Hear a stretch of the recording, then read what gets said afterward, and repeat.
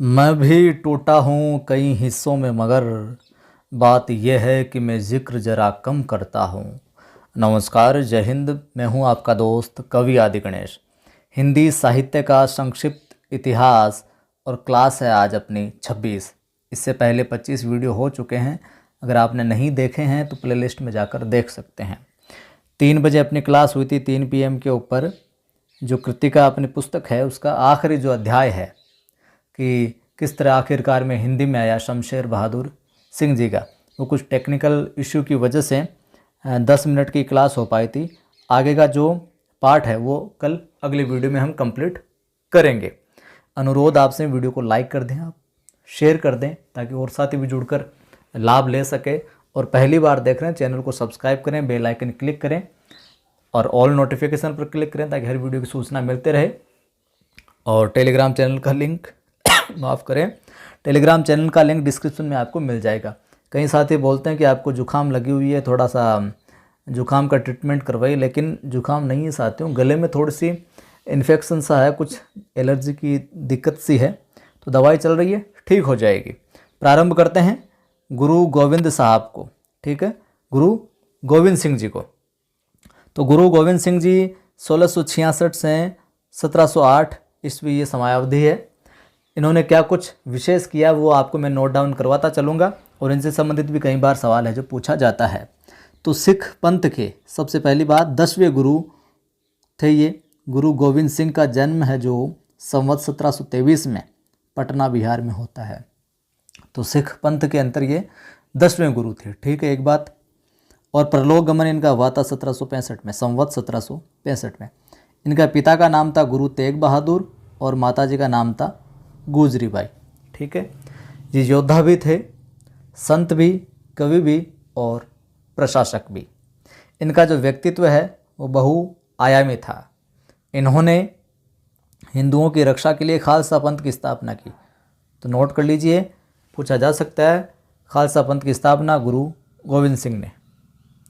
और ये साहित्य के बड़े प्रेमी थे। यद्यपि सिख संप्रदाय में निर्गुण भक्ति का प्राधान्य है जो रहा है। सिख संप्रदाय में किस भक्ति का प्राधान्य रहा? निर्गुण भक्ति का, ये भी पूछा जा सकता है। परंतु गुरु गोविंद सिंह जी ने चंडी चरित आदि ग्रंथों में सगुणोपासना की है। चंडी चरित जो ग्रंथ है इनका, उसमें इन्होंने सगुण उपासना की है। चंडी चरित जो है बड़ा औजपूर्ण शैली का है जो ग्रंथ है। गुरु गोविंद सिंह की रचनाओं में वीर रस की जो प्रधानता है। यद्यपि ये पंजाबी थे तथापि इन्होंने अपनी रचनाओं में साहित्यिक ब्रज भाषा का प्रयोग किया है। इन्होंने पंजाबी और फारसी में भी रचना की है। इनकी जो 24 अवतार नामक रचना है, लिख लीजिए, रचनाओं में 24 अवतार भी एक चंडी चरित तो है ही, 24 अवतार भी लिख लीजिए। इसमें श्रृंगार रस भी पर्याप्त जो देखने को मिलता है। इनके अन्य प्रसिद्ध ग्रंथ है। अन्य ग्रंथों में हम बात करें इनके तो सुमति प्रकाश, गुरु गोविंद सिंह ग्रंथों में सुमति प्रकाश, सर्व लोह प्रकाश, प्रेम सुमार्ग और बुद्धि सागर। तो सुमति प्रकाश, प्रेम सुमार्ग और बुद्धि सागर और चंडी चरित, उनको जरूर आप ध्यान में रखिएगा। इनकी भक्ति नीतिपरक रचना का उदाहरण भी देखने को मिलता है, जिसमें आप देखिए कि धन्य जियो ते ही को जग में, मुक्ते हरि चित्त जो शुद्ध विचारे। ये पंक्ति लिखकर आप लिख लीजिए, गुरु गोविंद सिंह साहब, ठीक है। परमात्मा की प्राप्ति के लिए दिखावा नहीं, मन की शुद्धि और हृदय में क्या चाहिए? प्रेम चाहिए। ढोंगी साधु को इनकी फटकार देखी, ये पंक्ति भी लिख लेना।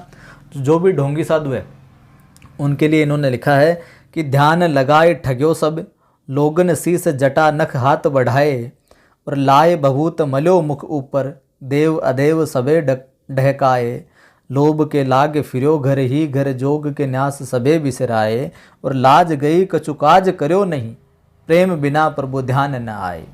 तो बहुत सरस और कमाल की पंक्तियां, ये पूछा जा सकता है, ठीक है। गुरु गोविंद सिंह साहब के बाद में हम बात करते हैं ठाकुर बुंदेलखंडी 1766 से 1823 ईस्वी। हिंदी साहित्य में ठाकुर नाम के 3 कवि हुए हैं, ठीक है। स्वच्छंद प्रेम धारा के ये कवि ठाकुर जाति के कायस्थ थे। इनका पूरा नाम लाला ठाकुरदास था। क्या नाम था? लाला ठाकुरदास। माफ़ कीजिए, इनके पूर्वज जो हैं लखनऊ के पास के रहने वाले थे। इनके पूर्वज ओरछा बुंदेलखंड आकर जो बस गए थे। इनका जन्म संवत 1823 में ओरछा में हुआ। ठीक है, ये जैतपुर के राजा केसरी सिंह के दरबार में रहने लगे। जोधपुर और वहीं बिजावर के दरबार में भी इनका बड़ा नाम था। जैतपुर के राजा केसरी सिंह के बाद इनके पुत्र राजा परीक्षित के दरबार में इनको बहुत जो सम्मान मिला। पद्माकर के आश्रयदाता हिम्मत बहादुर के दरबार में भी इनका बड़ा आदर था। इनका परलोक गमन जो है संवत 1880 के लगभग हुआ, संवत 1880 के लगभग। इनकी रचनाओं में हम बात करें तो ठाकुर ठसक, ये पूछी गई है रचना, ठाकुर ठसक रचना लिख लीजिए। इनकी नाम से लाला भगवान दीन ने प्रकाशित करवाई थी। इनकी रचना ठाकुर ठसक, जिसको प्रकाशित किसने करवाया? लाला भगवान दीन ने। गणानंद की तरह ठाकुर ने भी काव्यगत मान्यताएं स्थापित की। इनको परंपरागत परिपाटियों पर कविता करना स्वीकार नहीं था। लिख लीजिए ये कथन आचार्य शुक्ल लिखते हैं, महत्वपूर्ण कथन है। आचार्य शुक्ल क्या लिखते हैं कि ठाकुर बहुत ही सच्ची उमंग के कवि थे। ठीक है, इनमें कृत्रिमता का लेश मात्र, कृत्रिमता जो है वो लेश मात्र भी नहीं थी। ना बाह्य आडंबर था, ना कल्पना की झूठी उड़ान थी। ये कथन किसका है? शुक्ल का कथन है। और किसके बारे में है? अपने ठाकुर साहब के बारे में है। ठीक है, इन्होंने काव्य को आत्मानुभूति प्रेरित माना है। ये रीतिबद्ध कवियों पर व्यंग्य करते हुए कहते हैं, रीतिबद्ध जो कवि उन पर व्यंग्य करते हुए क्या कहते हैं कि सीखी लीनो मीन मृग खंजन कमल नयन, सीखी लीनो यश औ प्रताप को कहानो है, सीखी लीनो कल्प वृक्ष कामधेनु चिंतामणि, सीखी लीनो मेरु वो कुबेर गिरी आनो है। ठाकुर कहत या की बड़ी है कठिन बात, या को नहीं भूली कहू बांधी यत बानो है। और ढेल सो बनाए आए मेलत सभा के बीच, लोगन कबित की बोखेल करी जानो है। कमाल का घनाक्षर लिखा है। और घनाक्षर की जो लय होती है यही होती है। आगे देखिए साहब, कहते हैं कि हिम्मत बहादुर के दरबार में एक बार हिम्मत बहादुर इन पर क्या हो गए? नाराज हो गए और इन पर झल्लाने लगे। ये बहुत ही निर्भीक कवि थे, निडर थे।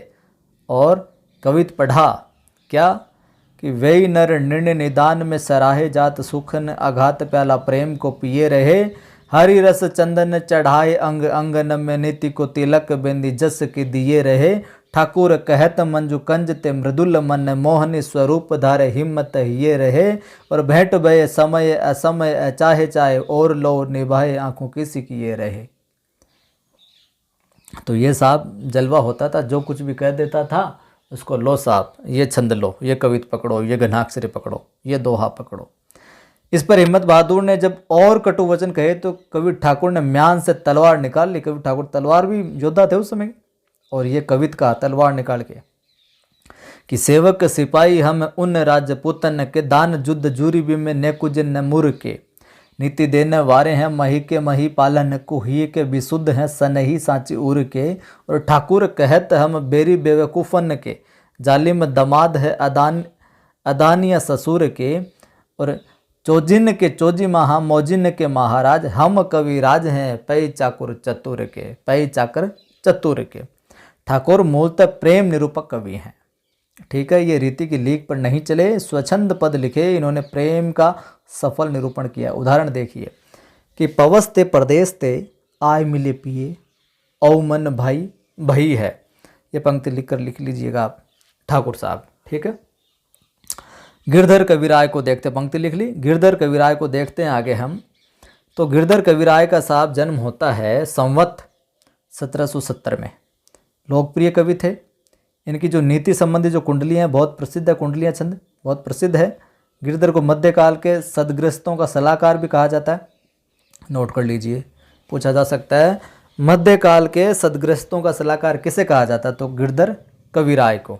ठीक है, आचार्य रामचंद्र शुक्ल, तुलसीदास गिरधर कविराय और घाघ को जनता का सलाहकार है जो कवि मानते हैं। तुलसीदास धर्म और आध्यात्म के क्षेत्र में, गिरधर कविराय लोक व्यवहार और नीति के क्षेत्र में, तथा घाघ खेतीबाड़ी के क्षेत्र में उत्तम नृत्य निर्देशक कवि हैं। गिरधर कविराय को संसार का व्यापक अनुभव था, बड़ा अनुभव था। और इनकी कुंडलियों में काव्य की मात्रा कम और तथ्य कथन जो है उनकी प्रवृत्ति जो अधिक थी। इनकी भाषा सरल और बोधगम्य है। कहीं कहीं खड़ी बोली का प्रयोग भी देखने को मिलता है। दान की महिमा और परमार्थ के लिए जीवन तक अर्पण की शिक्षा हेतु ये पद है जो इनका विचारणीय है कि पानी बांटो नाव में, घर में बांटो दाम, दोनों हाथ उलीचिए यही सयानो काम। यही सयानो काम राम को सुमिरन कीजिए, पर स्वार्थ के काज शीस आगे धर दीजिए। और कही गिरधर कविराय बड़ेन की याही बानी, चलिए चाल सुचाल राखिए अपनों पानी। इन्होंने न तो अनुप्रास आदि अलंकारों से भाषा को सजाया और न उपमा उत्प्रेक्षा से चमत्कार पैदा करने का प्रयास किया है। इनकी सर्वप्रियता का साधारण सीधी भाषा में तथ्य कथन है। उदाहरण देखिए आप कि रही ये लटपट काटी दिन बरु घामई में सोई, और छाए न बाकी बैठिए जो तरु पत्रो होय। कि अगर उस पेड़ की छाया में मत बैठो जिसका जो तना है, जो पेड़ है वो पतला हो, तरु तना जो पतला हो उसमें मत बैठिए आप। इस तरह की सीधा सपाट है जो कथनों के माध्यम से काव्य रचना की है। बनवारी साहब के बारे में बात करते हैं आगे हम। तो इनके जन्म और परिवार के विषय में ज्ञात नहीं होता है, और इनके आश्रयदाता महाराजा जसवंत सिंह, जिनका उल्लेख रीतिबद्ध कवि के रूप में पूर्व में हो चुका है, के बड़े भाई कौन अमर सिंह राठौड़ थे। ठीक है, इनके आश्रयदाता अमर सिंह राठौड़ थे। वे स्वभाव से बड़े उग्र थे। अमर सिंह की उग्रता के कारण ही पिता ने इनको राज्य से निकाल दिया था। जसवंत सिंह को राज्य गद्दी सौंप दी थी। अमर सिंह शाहजहाँ के यहाँ मनसबदार हो गए थे और अमर सिंह बड़े वीर थे। सलावत खान ने अमर सिंह को भरे दरबार में गंवार कह दिया था। अब देख लीजिए, भरे दरबार में अमर सिंह को गंवार किसने कहा था? सलावत खान ने। तो ये भी इतिहास से संबंधित सवाल यहाँ पर आ गया है, तो ध्यान में रखिएगा। अमर सिंह ने तुरंत तलवार निकालकर भरे दरबार में सलावत खान का क्या सिर है जो धड़ से अलग कर दिया और दरबार से निकल गए। जब उनको पकड़ने का प्रयत्न किया गया तो वे अपने घोड़े पर बैठकर आगरे के किले की ऊंची प्राचीर से घोड़े से नीचे कूद गए। उनका घोड़ा है जो मर गया और अमर सिंह बचकर निकल गए। आज भी आगरे के लाल किले के नीचे जहाँ घोड़ा कूदा था वहाँ एक छोटा सा स्मारक बना है। कवि बनवारी ने इस घटना का बड़े जोशपूर्ण शब्दों में है जो वर्णन किया है कि धन्य अमर छिति छत्रपति अमर निहारो मान। लिख लीजिएगा, बनवारी साहब की पंक्ति कवि बनवारी जी की, ध्यान में रखिएगा। आगे हम बात करते हैं तो इनकी जो श्रृंगार रस की कविता में भी यमक अलंकार का प्रयोग है जो विशिष्ट होता है। इनकी कविता में यमक का चमत्कार देखिए आप कि नेह बरसाने तेरे नेह बरसाने देखी, बरसाने और बरसाने अलग अलग। यह बरसाने बर मुरली बजावेंगे, साजू लाल सारी लाल करे लाल सारी। देखिए, लाल सारी और लाल सारी, इस प्रकार से इन्होंने प्रयोग है जो अलंकारों का किया है। इस प्रकार हम देखते हैं कि रीतिकालीन हिंदी साहित्य के प्रमुख जो प्रवृत्ति है जो वो श्रृंगारी रचना है रीतिकाल की। और यह श्रृंगारी रचना रीतिबद्ध और रीतिमुक्त दो प्रकार की है। जहाँ तक कला पक्ष का संबंध है, ये काव्य मुक्त रूप से विरचित और ब्रज भाषा में है, और इसमें अलंकारों का बाहुल्य और दोहा, कवित, सवैया आदि छंदों का ही यहाँ पर विनियोग हुआ है। तो ये साहब अपना हुआ यहाँ पर रीतिकाल कंप्लीट। अब इसके सवाल हैं, इनके उत्तर आप बताइएगा। निम्न में से कौन सा कवि रीति मुक्त धारा से संबंधित नहीं है? देखिए, यहाँ से सीधे सीधे सवाल पूछे गए, इन सवालों में से सीधे सीधे सवाल पूछे गए हैं। और जैसे कि मैंने बताया कि ये रीति मुक्त कवि हैं और ये रीतिबद्ध है, ये रीति सिद्ध है, तो वो आपको याद होने चाहिए। यहाँ से एक सवाल पक्का पूछा जाता है। तो निम्न में से कौन सा कवि रीति मुक्त धारा से संबंधित नहीं है? घनानंद ठाकुर, गिरधर कविराय और देव, बताना आप। बिहारी किस रस के प्रधान कवि है? हास्य, वीर, श्रृंगार, करुण, बताना आप। अमर सिंह राठौड़ की वीरता का वर्णन करने वाला कवि है? भूषण, गुरु गोविंद सिंह, बनवारी, चिंतामणि, बताना आप। शिवा बावनी के रचनाकार कौन है? वृंद, ठाकुर, भूषण, गंग। नोट करवाई थी चीज़ें, आपको याद होगी सारी ये तो। निम्नलिखित में से किसे रीति सिद्ध कवि कहा जाता है? बिहारी को, घनानंद को, मतीराम को या देव को? आचार्य शुक्ल ने रीतिकाल की समय सीमा क्या मानी है? कमेंट करके बताइएगा। ये भी आगे भूषण के दो भाई भी प्रसिद्ध है, तो निम्न में से भूषण के दो भाई हैं, इस प्रकार से ऑब्जेक्टिव सवाल बन जाएगा। तो भूषण के दोनों भाइयों के नाम भी आप बताइएगा। रीतिकालीन कवियों के 3 वर्ग कौन से हैं वो भी बताना आप। और किस रचनाकार को योद्धा, संत और कवि कहा गया, अभी आया था, बताना आप। राजस्थान का ऐसा कौन सा राजा था जो कवि था और जिसने अलंकार ग्रंथ की जो रचना की है, ये भी आप कमेंट करके बताना। सारी चीज़ें आपको लिखवाई है। तो ये अपना कंप्लीट होता है यहाँ पर, और कल हम प्रारंभ करेंगे आधुनिक काल को। ठीक है, देखिए मैंने कहा था ना, ये पुस्तक अपनी आराम से कंप्लीट हो जाएगी और एक एक चीज़ नोट डाउन करते चलेंगे तो ये यहाँ से बहुत ही श्रेष्ठ सवाल बनेंगे और आपके लिए बहुत उपयोगी सिद्ध होगी ये पुस्तक। अनुरोध आपसे, मेरा ये कार्य अच्छा लग रहा है आपको तो वीडियो को लाइक करें, आप शेयर करें सभी दोस्तों के साथ, फेसबुक व्हाट्सएप स्टेटस भी लगाएं ताकि और साथी जुड़ सके। पहली बार देख रहे हैं आप चैनल पर ये वीडियो तो चैनल को सब्सक्राइब करें, बेल आइकन क्लिक करें और ऑल नोटिफिकेशन पर क्लिक करें ताकि हर वीडियो की सूचना आपको मिलती रहे। टेलीग्राम चैनल का लिंक डिस्क्रिप्शन में मिल जाएगा। कवि आदि गणेश हिंदी नाम से अपना टेलीग्राम चैनल है। हिंदी आपको देवनागरी में लिखना, कवि आदि गणेश हिंदी, ठीक है। और मेरा एक दूसरा चैनल भी है, यूट्यूब चैनल, जिसका नाम है आदि की आवाज़, जिस पर मैं कविताएं और मोटिवेशनल वीडियो डालता हूं। तो उसको भी आप चैनल को सब्सक्राइब करें और अपना प्यार दिखाएं। फिर मिलता हूं।